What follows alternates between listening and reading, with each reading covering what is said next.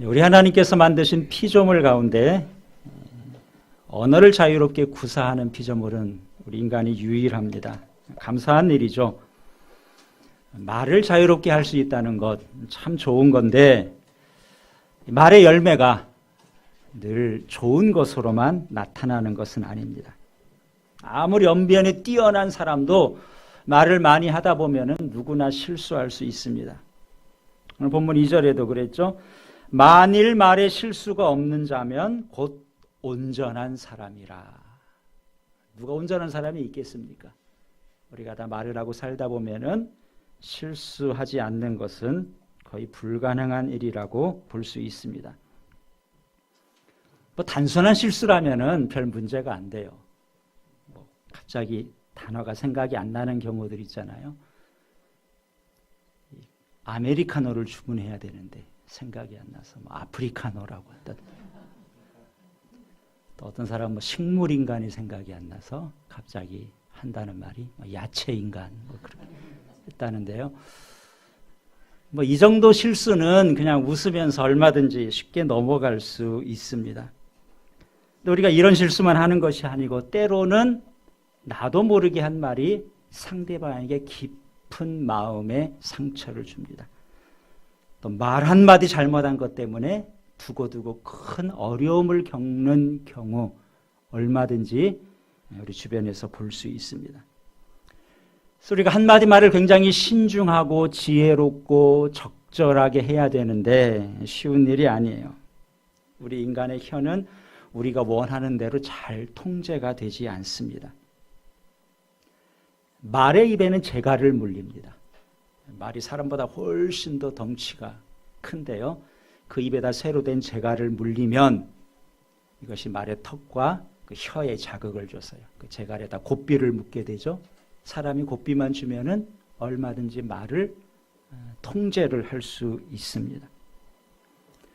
요즘에는 복잡한 기계도 아주 쉽게 우리가 사용을 할 수 있습니다. 요즘엔 뭐 인공지능 스피커가 많이 확대가 됐습니다. 찬송가 틀어줘 그러면은 자기가 알아서 찬송가 틀어줘요. 나 심심해 그러면은 뭐 재밌는 것도 알려주고 그럽니다. 요즘 나오는 가전제품들은 뭐 리모컨도 사용할 필요가 없어요. 말로 켰다 껐다 뭐 자유롭게 웬만한 것들은 다 조정을 할 수 있습니다. 요즘만 그런 것이 아니라 옛날부터 사람들은 짐승들을 길들여 왔습니다.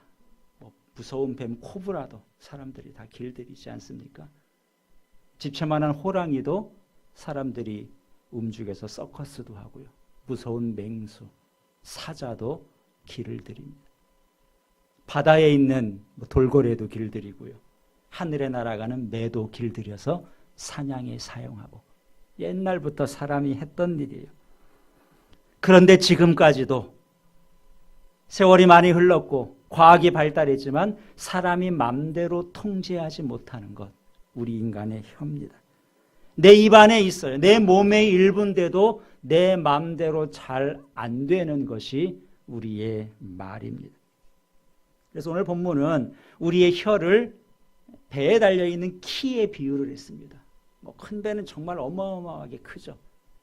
그 큰 배를 움직이는 것이 무엇인가? 배 뒤에 프로펠러 뒤에 달려있는 작은 키 하나가 큰 배를 움직입니다. 그래서 사람이 키만 잘 조정을 하면은 얼마든지 큰 배도 안전하게 항해를 해서 목적지에 도달할 수 있습니다. 반대로 키를 잘못 사용하면은 배가 자초될 수도 있는 것이죠. 우리 사람의 입에 있는 혀가 이 배에 있는 키와 같다고 말합니다. 우리 몸의 작은 부분이에요. 보통 새치 한 10cm밖에 되지 않는데 이 혀를 어떻게 다루느냐에 따라서 우리 인생의 항해가 달라집니다. 혀를 잘 사용하면은 안전하게 가고 원하는 목적지에 순조롭게 갈 수 있는데 새치혀를 잘못 사용하다 보면 항해가 순탄하지 않습니다. 원하는 목적지에 우리 뜻대로 가기가 쉽지 않아요. 여러분 어떻습니까? 여러분의 혀를 잘 다스리고 계신가요? 자신하지 못할 거예요. 좋은 방법이 없을까요? 오늘 성경이 가르쳐주는 지혜가 있습니다. 오늘 성경에 보니까 1절에 선생이 되지 말라 그랬는데요. 우리 1절 말씀 다시 보시기 바랍니다. 1절을 같이 읽습니다. 내 형제들아 너희는 선생된 우리가 더 큰 심판을 받을 줄 알고 선생이 많이 되지 말라. 선생이 많이 되지 말라. 무슨 말인가요? 교사하지 마라.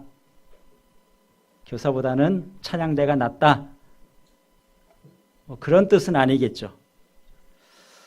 선생 그 자체가 나쁜 건 아니에요. 예수님께서도 마지막 승천하시기 전에 뭐라고 하셨습니까? 내가 너에게 분부한 모든 것을 가르쳐서 지키게 하라. 하나님의 말씀 우리가 가르칠 사명을 주님께서 우리에게 주셨습니다. 누구나 다 가르칠 사명이 있어요. 그런데 많이 선생이 되지 말라. 이 말은 뭐겠어요? 이 말은 우리가 다른 사람을 가르치려고 할 때에 빠지기 쉬운 함정이 있습니다. 잘 가르치면 참 좋은데 잘못 가르칠 수 있다는 거예요. 잘못 가르치면 가르친 자에게 그 책임도 있으니까 선생 되는 것 신중히 해야 된다는 거예요. 우리가 누군가를 잘못 가르치면 마치 소경이 소경을 인도하는 것 같이 둘 다 잘못되기 쉽습니다. 마태복음 18장 6절에 누구든지 나를 믿는 이 작은 자 중 하나를 실족하게 하면 차라리 연자 맷돌이 그 목에 달려 깊은 바다에 빠뜨려지는 것이 낫겠다. 다른 사람을 잘못 인도하고 실족하게 할 때 그 책임이 얼마나 중한지를 말씀하신 건데요. 그런 점에서 늘 말씀을 전해야 되는 저 같은 목사에게는 굉장히 조심스럽고 두려운 말씀이에요.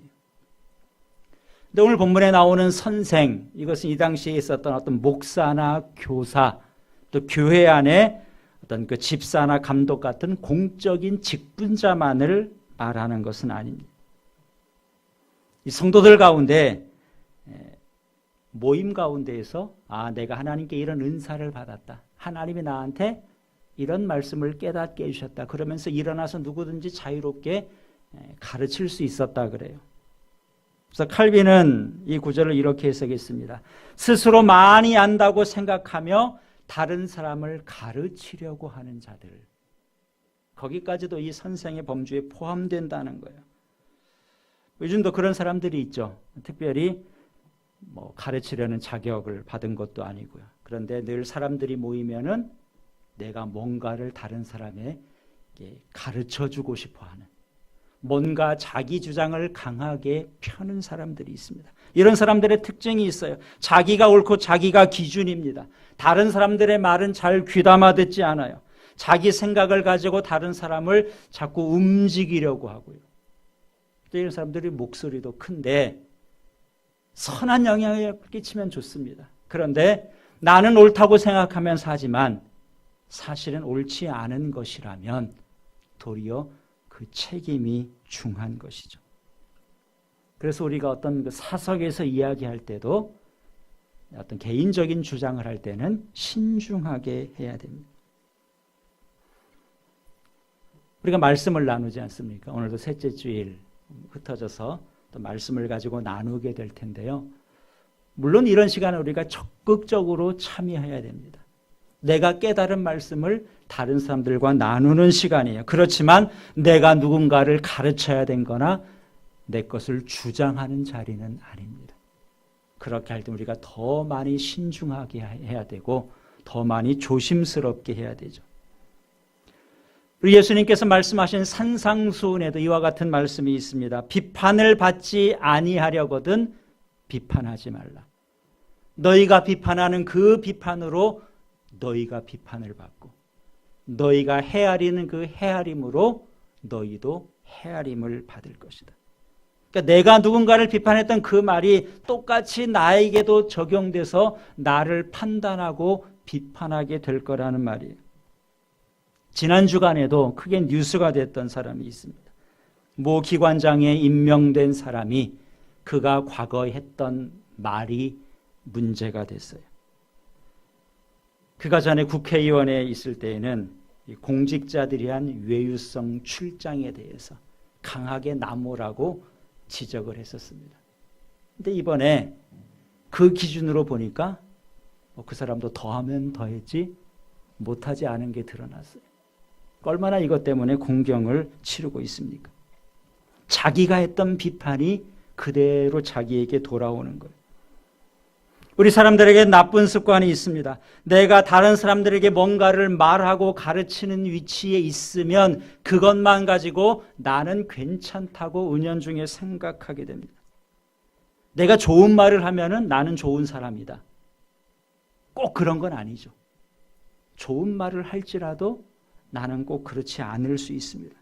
내가 누군가를 비판하면 나는 그 문제에 대해서 깨끗한 사람인가? 그렇지 않을 수도 있어요. 그러나 우리가 은연중에 비판을 하다 보면 나는 괜찮은 것으로 착각하기 쉽습니다. 그래서 우리가 늘 냉정하게 자신을 돌아봐야 되는데요.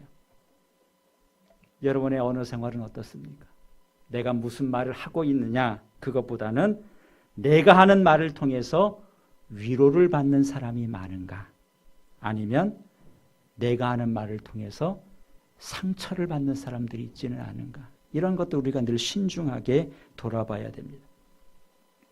마태복음 12장에서 예수님께서 이렇게 말씀하셨어요. 사람이 무슨 무익한 말을 하든지 심판날에 이에 대해서 신문을 받으리라.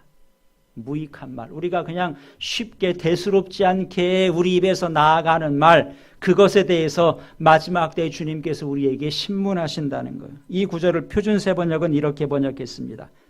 사람들은 심판날에 자기가 말한 온갖 쓸데없는 말을 해명해야 될 것이다. 별 생각 없이 했는데요. 이렇게 넘어갈 수 없다는 거예요. 왜 그때 그런 말 했는가? 별로 신경 안 쓰고 했는데요. 그 말 때문에 안 좋은 영향력을 끼칠 수 있는 거예요. 모든 무익한 말이라 할지라도 마지막 때 거기에 대해서 해명해야 된다. 그만큼 우리가 언어에 신중해야 된다고 가르쳐 줍니다. 우리 인간의 혀가 참 특별한 점이 있습니다. 혀는 하나예요. 혀는 하나고 입도 하나인데 이 하나의 혀를 가지고 축복의 말을 하고요. 또 이 혀를 가지고 저주의 말을 할 수도 있습니다. 하나의 혀를 가지고 칭찬할 때도 있고 하나의 혀를 가지고 다른 사람을 욕하는 경우도 있습니다. 자, 이것을 뭐 그런 거지 뭐 사람이 그런 거야. 이렇게 넘어갈 수 있는 문제인가? 그렇지 않아. 오늘 본문이 뭐라고 말합니까? 그럴 수 없다 그래요. 그것은 마치 한 샘에서 하나의 우물에서 단물과 쓴물이 같이 나올 수 있느냐? 세상에 그런 우물은 없을 거예요. 하나의 나무에서 나무는 하나인데 두 종류의 열매가 맺힐 수 있느냐? 세상에 그런 나무는 존재하지 않을 겁니다. 그런데 어떻게 하나의 입에서 선한 말과 악한 말이 동시에 나올 수 있느냐? 그것은 부당하다는 거예요. 그렇게 하면 안 된다는 거죠. 그런데도 실제 우리 인간의 혀는 이 두 가지가 가능한 모순된 양면성을 가지고 있습니다.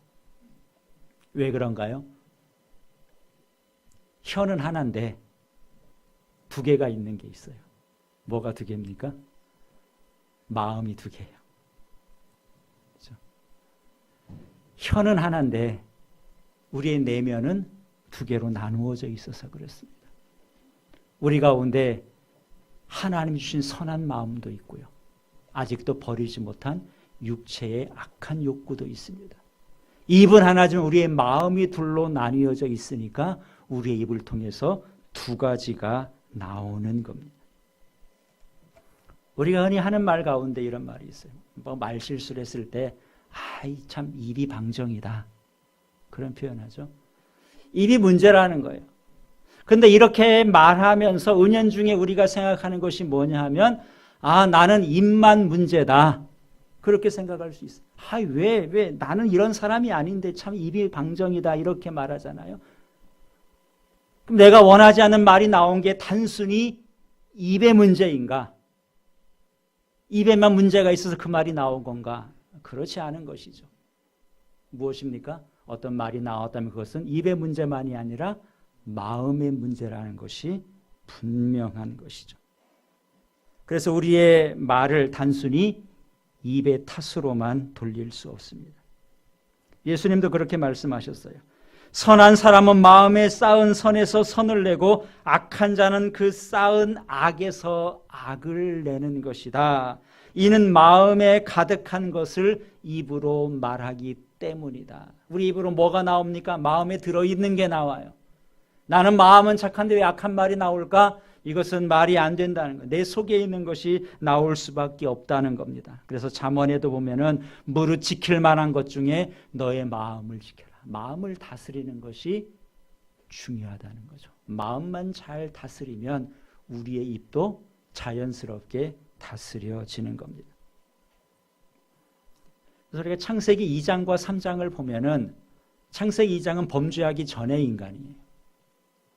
창세기 3장은 범죄한 이후의 인간인데 확 달라졌다는 것을 볼 수 있습니다. 창세기 2장에 하나님께서 아담을 위해서 하와를 만들어 주셨습니다. 아담이 잠에 깨보니까 하나님께서 하와를 만들어 주셨거든요. 아담이 하와를 보면서 뭐라고 말합니까? 이는 내 뼈 중에 뼈요 살 중에 살이다. 내 몸의 일부처럼 아주 귀하게 여기고 칭찬의 말을 한 것이죠. 그 말을 들은 하와가 얼마나 마음이 기뻤겠어요. 아담이 자기를 그렇게 좋게 말해주니까 하와가 굉장히 마음이 기뻤을 것이고요. 그것을 바라보시는 하나님의 마음도 굉장히 흐뭇하셨을 겁니다. 내가 아담을 위해서 하와를 만들어줬는데 아담이 저렇게 좋아하는 것, 기뻐하는 것, 둘이 잘 지내는 것을 보니까 하나님이 얼마나 마음이 기쁘셨겠습니까? 그런데 범죄하잖아요. 그러면서 그의 마음이 타락을 했습니다. 그 이후에 하나님께서 왜 그랬냐 그랬더니 아담이 거기에 대해서 뭐라고 말합니까? 그 책임을 하와에게 돌립니다. 이 여자가 따먹으라고 해서 내가 먹은 겁니다. 그러면 하와 마음이 얼마나 안 좋았겠어요. 그렇잖아요. 그럼 하와만 안 좋았는가? 그 앞에 이렇게 말을 했습니다. 하나님이 나에게 주셔서 나와 함께 있게 하신 여자, 그가 나무 열매를 줘서 내게 먹었습니다. 하와의 탓으로만 돌린 것이 아니라 하와를 자기에게 준 하나님의 탓으로도 돌린 거예요. 그러니까 그의 입을 통해서 그런 말이 나왔다는 것, 하나님의 탓으로 돌리고 자기 아내의 탓을 돌리고 자기 책임은 없는 것처럼 말하는 것, 왜 그렇게 됐습니까? 그의 마음이 그만큼 변질이 됐기 때문에, 달라졌기 때문에, 악한 것이 들어왔기 때문에 그의 입으로 옳지 않은 것이 나온 겁니다. 그래서 우리의 말은 단순히 혀의 사용이 아니라 우리의 내면 세계를 반영한 겁니다. 속의 것이 밖으로 나온 거예요. 우리 그리스도인들도 두 마음이 있습니다. 육체의 소욕이 그대로 남아있어요. 또 한편으로는 하나님 은혜 주셔서 우리 안에 계신 성령의 소욕이 있습니다. 성령으로 육체를 이기면 우리가 선한 말을 할 수 있고요. 긍정의 말을 할 수 있고요. 위로의 말을 할 수 있고 축복의 말을 할 수 있습니다. 그래서 에베소서에 뭐라고 말씀합니까? 술 취하지 말라. 이는 방탕한 것이니 성령의 충만을 받으라. 왜 성령의 충만을 받아야 됩니까? 사람이 술 취하면 내 맘대로 못하잖아요. 그렇죠? 평소에는 말도 절제하는데 우리 행동도 행동거지도 우리가 올바르게 할 수 있는데 술 취하면은 말도 내 맘대로 안 되고 행동도 마음대로 안 됩니다. 술이 나를 지배하는 거예요. 마찬가지로 육체의 본성이 나를 지배하면은 악한 것이 나올 수 있습니다. 그러나 성령께서 나를 지배한 성령 충만하면 우리 안에서 선한 것이 나올 수 있고 하나님 기뻐하시는 것이 나오게 되죠. 그래서 우리가 사도행전 2장에 오순절에 성령이 충만하게 임한 초대교회의 모습을 우리에게 보여주는 구절이 있습니다.